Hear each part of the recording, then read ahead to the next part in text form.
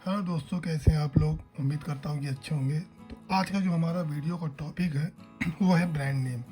देखिए, brand name बहुत ही ज़रूरी है आज के समय में। अगर आपको ऑनलाइन पोर्टल पे या अपने बिजनेस को सेटअप करना चाहते हैं और ऑनलाइन पोर्टल पे एक ऊंचाइयों पे जाना चाहते हैं, तो उसके लिए आपके पास अपना खुद का ब्रांड नेम होना बहुत ज़रूरी है।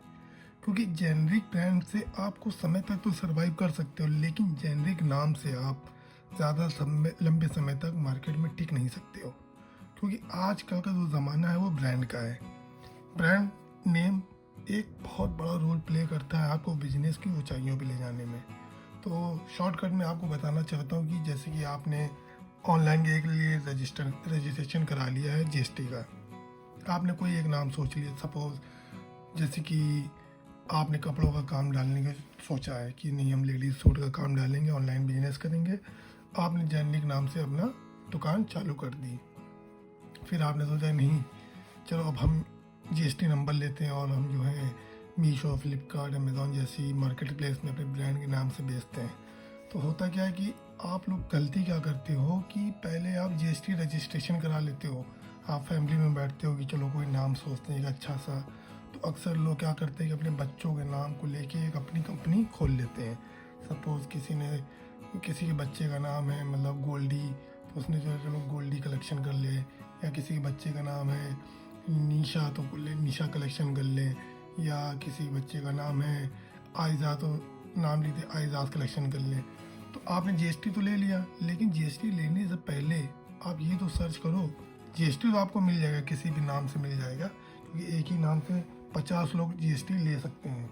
ठीक है, बात जो मैं बता रहा हूँ बहुत गहराइयों से सुनिएगा, क्योंकि अक्सर लोग गलती यही करते हैं। मैंने भी कभी अपने समय में ये गलती करी थी, लेकिन बाद में मुझे दूसरा जीएसटी लेना पड़ा था। तो होता क्या है कि नाम सजेस्ट करने से पहले आप ये सोचो कि आपको अपना व्यापार ऊंचाइयों तक ले जाना है। उसके लिए करना क्या है कि आप, ये होती है प्री प्लानिंग। जाहिर सी बात है, ट्रेडमार्क अगर आपको लेना है तो एक बहुत इंपॉर्टेंट बात बता दूं, ट्रेडमार्क लेने का जो प्रोसेसिंग टाइम है ना इंडिया में बहुत ही लंबा है। इसमें 8 से लेके 12 महीने तक लग जाते हैं। अब आप सोचोगे कि जीएसटी हम आज लें, फिर हम 1 साल तक ट्रेडमार्क आने का इंतज़ार करें, तो 1 साल तक हम करें क्या भाई। सिंपल सा है, आप पहले तो सर्च कर लो वो ट्रेडमार्क है या नहीं है। अगर वो अवेलेबल है तो उस नाम से आप पहले जीएसटी लेके जेनरिक प्रोडक्ट बेचना शुरू कर दो और बैकएंड में आप अप्लाई कर दो। तो उससे फ़ायदा क्या होगा कि आपका जेनरिक प्रोडक्ट आपका बिकने लगेगा। फिर आपको पता चल जाएगा इस साल के अंदर कि कौन सा प्रोडक्ट ज़्यादा बिक रहा है, कौन सा नहीं बिक रहा है। और जब आपका ट्रेडमार्क फाइनल आ जाता है तो आप अपना ब्रांड नेम से बेचना शुरू कर सकते हो। तो इसमें क्या है कि एक एक्सपीरियंस हो जाता है, मार्केट की वैल्यू पता चल जाती है कि क्या चीज़ हमें अब बेचनी है। क्योंकि जब आप ब्रांड के नाम से बेच रहे हो तो आपको एंटीक आइटम ही बेचना होता है। तो चलो दोस्तों, शुरू करते हैं कि हम ब्रांड नेम आखिर सर्च कैसे करें। देखिए, इसमें 2 चीज़ें होती हैं। ब्रांड जो होता है वो कैटेगरी वाइज होता है, और उसमें पहली चीज़ आती है क्लास, ट्रेडमार्क क्लास। ये ट्रेडमार्क क्लास क्या है? ट्रेडमार्क क्लास हर प्रोडक्ट के लिए अलग अलग होता है। कपड़ों के लिए अलग होता है, जूतों के लिए अलग होता है, इलेक्ट्रॉनिक के लिए अलग होता है, ज्वेलरी के लिए अलग होता है। मतलब हर चीज़ का एक क्लास डिफाइन किया गया है। वो क्लास आपको मिलेगा जब आप गूगल सर्च में जाते हो और यहाँ लिखते हो ट्रेडमार्क क्लास टेस्ट। तो इस तरह का कुछ इंटरफेरेंस खुल के आता है, और यहाँ पे सबसे पहले लिखा होता है www.indiafilings.com trademark class search finder. ये गवर्नमेंट ऑफिशियल वेबसाइट है। आप जब इसमें क्लिक करते हो तो कुछ इस तरह का पेज खुल के आता है। अब आपको करना क्या है कि अब आपको सर्च करना है कि आपका जो प्रोडक्ट है वो किस क्लास में आ रहा है। तो देखिए, क्लास है क्या, पहले तो आप समझ लीजिए अच्छे से। A trademark is a unique symbol, name, logo or slogan that is distinguish your goods or services from other in the market। मतलब ट्रेडमार्क में आपके लिए बस 2 चीज़ें होनी चाहिए। एक तो इमेज, जिसको कहते हैं ब्रांड लोगो, जैसे कि आपने देखा होगा मैकडोनल्ड का, प्यूमा का, एलन सोली का, जितने भी बड़े ब्रांड हैं उनका एक लोगो होता है। लोगो के साथ उनका एक ट्रेड नेम होता है। तो 2 चीज़ें होती हैं। दोनों चीज़ों में सबसे पहले आपको सर्च करना होता है अपना क्लास की। आप जो भी कैटेगरी का बिजनेस करने जा रहे हो, चाहे वो कपड़ों का हो, चाहे जूतों का हो, चाहे वो लेदर का हो, चाहे वो आर्टिफिशियल ज्वेलरी का हो, मतलब किसी भी चीज़ का हो, सबसे पहले आपको अपना क्लास टेस्ट करना होता है। तो जैसे गवर्नमेंट साइड है, अब देखिए यहाँ पे trade mark classification of goods, अब यहाँ लिखा है ट्रेड मार्क क्लास 1, ठीक है। अब क्लास 1 में क्या आता है, chemical used in industries, science, photography, agriculture, horticulture, forestry, ये आता है ट्रेडमार्क 1 में। फिर ट्रेडमार्क 2 आता है, 2 में क्या आता है, पेंट्स, वार्निश, रस्ट, ये मतलब जितना भी पेंटिंग का काम होता है ये सब आता है ट्रेडमार्क क्लास 2 में। फिर आता है 3, इस तरह से ये पूरी लिस्ट आपको इसी पे ही मिल जाएगी। अब सपोज आपको एक एग्जांपल देता हूँ कि आपको कपड़ों का काम करना है, ठीक है। तो जो कपड़ों का जो क्लास होता है वो क्लास होता है 25। दिखाता हूँ मैं आपको, ये देखिए 25 जो क्लास है ये है 25। यहाँ देखिए क्लॉथिंग, फुटवियर और हेडगियर। तो फुटवियर क्लॉथिंग में अगर आना है तो आपको क्लास 25 में ही रजिस्ट्रेशन कराना होगा। तो आपने यहाँ पे पहले सर्च कर लिया ट्रेडमार्क क्लास आपका क्या है। अब दूसरी चीज़ आती है कि जो भी ब्रांड नेम आपने सोचा है क्या वो ऑलरेडी किसी ने ले रखा है। अगर ले रखा है तो आप उस ट्रेडमार्क पे रजिस्ट्रेशन नहीं करा सकते हो। क्यों? क्योंकि वो ट्रेडमार्क ऑलरेडी किसी ने ले लिया है। फिर आपको सर्च करना होता है कि अवेलेबल क्या है। तो मैं एक एग्जांपल देना चाहता हूँ। उसके लिए आपको क्या करना है, यहीं पे करना है, अब ट्रेडमार्क सर्च लिखना है। ट्रेडमार्क सर्च, अभी हम कर रहे थे ट्रेडमार्क क्लास टेस्ट, अब हम करेंगे ट्रेडमार्क सर्च। जब आप इस पर क्लिक करते हो तो कुछ इस तरह का इंटरफेस खुल के आता है। ये भी गवर्नमेंट वेबसाइट है।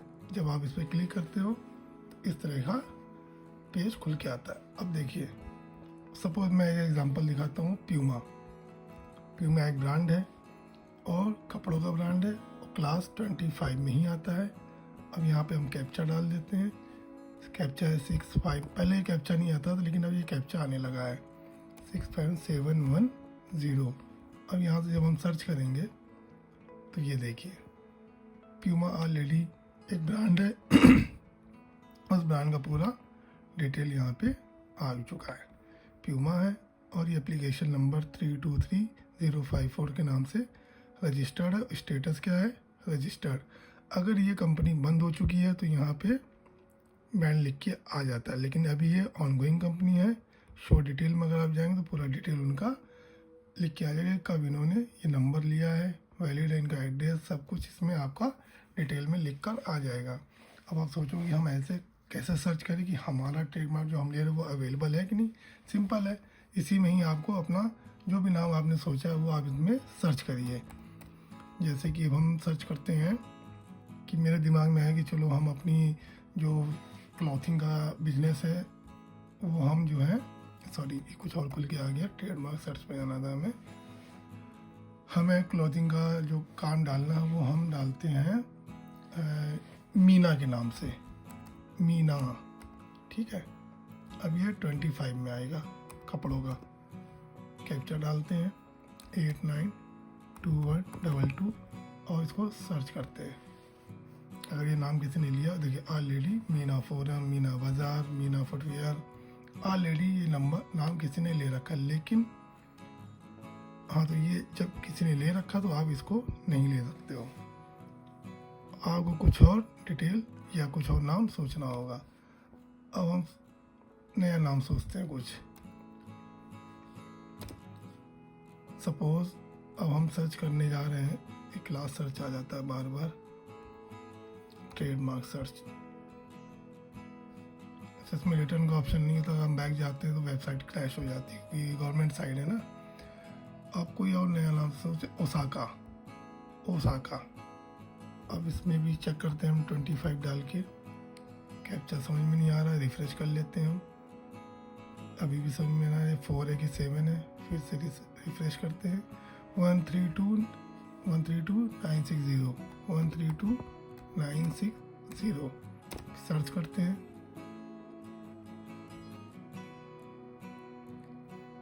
ओह, इंटर इमेज वैल्यू, अच्छा गलत हो गया था। 532 3 है कि 8 है, 8 डाल के देखते हैं इसमें। ये थोड़ा बड़ा टिपिकल होता है इसको देखना कि क्या लिखा हुआ है इसमें।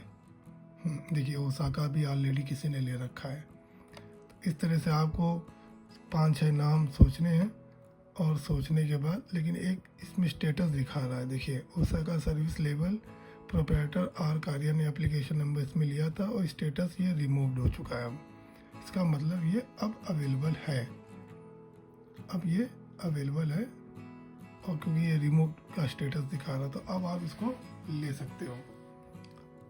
अब इसको आप ले सकते हो। तो इस तरह से आपको जो भी नाम सर्च करना है आप आसानी से सर्च कर सकते हो और अपना ब्रांड नेम सजेस्ट कर सकते हो। लेकिन एक चीज़ और बता दूं, अगर जो नाम आप देख चुके हो उसमें मिल रहा है, उस नाम का रजिस्ट्रेशन अगर आपको कराना है तो आपको कम से कम 1 साल का इंतज़ार करना होगा, और इसके लिए आपको किसी न किसी सीए की या किसी वकील की मदद लेनी होगी, क्योंकि इसमें डॉक्यूमेंटेशन बहुत होता है। अगर आप चाहो कि आप सेल्फ से ये काम कर सकते हो तो मैं सजेस्ट करूँगा, बड़ा ही टिपिकल होता है, इसलिए आप किसी की मदद ले लेना, वो ज़्यादा बेहतर होगा। तो दोस्तों आज के लिए इतना ही, फिर मिलेंगे अगली नई वीडियो में, तब तक के लिए जय हिंद।